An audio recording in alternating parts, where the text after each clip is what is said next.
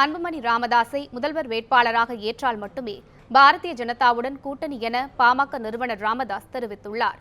தூத்துக்குடியில் வெள்ளத்தால் பாதித்த பகுதிகளான முத்தம்மாள் காலனி, ரஹ்மத் நகர் உள்ளிட்ட பகுதிகளை பார்வையிட்ட பாமக நிறுவனர் ராமதாஸ் பாதிக்கப்பட்ட மக்களுக்கு ஆறுதல் கூறினார்.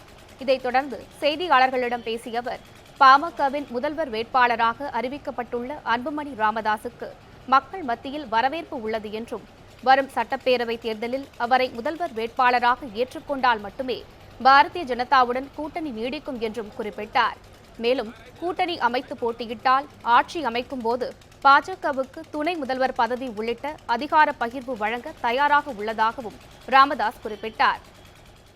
பிஜேபி தலைமையை அது தனியாக நிற்கிறேன்னு சொன்னால் அந்த தலைமையை நாங்கள் ஏற்றுக்க முடியாது. ஏன்னா நாங்கள் தான் அறிவிச்சிட்டோம். ஒரு வருஷம் கிட்டத்தட்ட 11 மாதம் ஆகுது.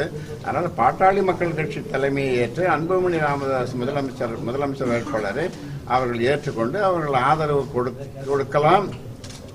கொடுக்கலாம் என்று நாங்கள் நம்புகிறோம்.